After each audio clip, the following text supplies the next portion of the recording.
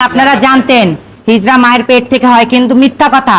হিজরা বলতে কোনো কিছুই হয় না। সব পুরুষ থেকে পরে লিঙ্গ পরিবর্তন করে হিজরা দ্বারাই পরে হিজরা বানানো হয়। আমি আমার মায়ের একটাই সন্তান ছিলাম, ছেলে ছিলাম। আমার নাম ইয়াসিন ওরফে পারভেজ ইসলাম ছিল আমার নাম। আমার লিঙ্গ পরিবর্তন করে হিজরা বানিয়ে দেওয়া হয়েছে। আমি হচ্ছি হাসান। প্রথম কথা হচ্ছে যে আমি একজন পুরুষ, ঠিক আছে? আমি একজন পুরুষ ছিলাম, আমাকে জোরপূর্বক ভাবে হিজরা বানানো হয়েছে বা হিজরাদের চক্রের দ্বারায় আমি আজকে আপনারা দেখতে পাচ্ছেন আপনাদের সামনে।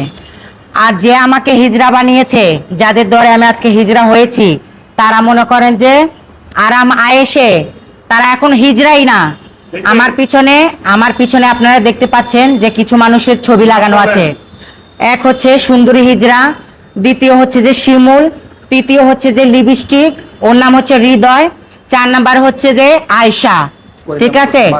ওর নাম হচ্ছে মাসুদ। এই যে দেখেন ইয়াবা খাচ্ছে, বা এই যে দেখেন ওনার ফেস, ঠিক আছে? পাবলিক থেকে টাকা পয়সা নিয়ে ওনারা কালেকশন করে খায়।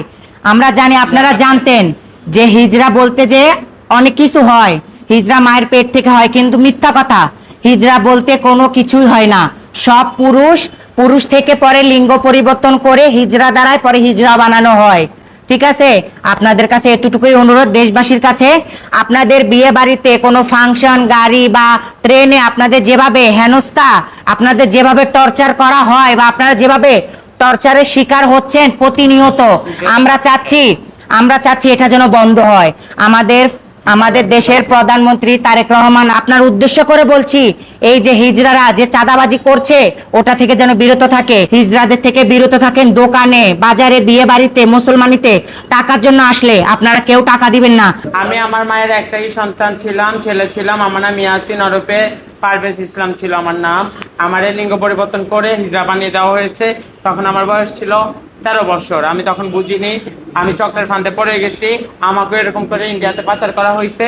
অনেক কষ্টের পর আমি আবার আমার বাবা মার কাছে আসতে পারছি। আর প্রিয় দেশবাসী, আপনাদের কাছে বিনীত আবেদন, এখন আমরা ওরা সংখ্যার দিক থেকে 200-250 জন, আমরা মাত্র 3 জন। আমাদের আগেও এরকম অনেকে হিজড়াদের প্রতিবাদ করতে আসছে। কেউকে ধরে নিয়ে চুল কেটে দেওয়া হয়েছে, মারা হয়েছে, অত্যাচার করা হয়েছে, যার কারণে ভয়ে কেউ আসতেছে না মিডিয়ার সামনে। আমরা অনেক সাহস যোগে আসছি, কেন আসবো না? আজকে আমাদের জীবনটা কি? আজকে আমরা জিন্দা লাশ। আজকে আমরা না হতে সাধারণ পাবলিকে হয়ে আসছি, না হতে পারবো সন্তানের মা, কোনোটাই হতে পারবো না। আজকে আমরা জিন্দা লাশ। এরকম প্রত্যেকটা হিজড়ার জীবনের সাথে হয়েছে। এটা চক্র যে সুন্দরী রূপে আজিম, ওর চট্টগ্রামে 3টা আলিশান বাড়ি আছে, গাড়ি আছে, সব আছে, ওর বাচ্চা আছে, বউ আছে, সব আছে। এই যে আশা, শিমুল, ওরাও প্রকৃতভাবে পুরুষ, ঠিক আছে?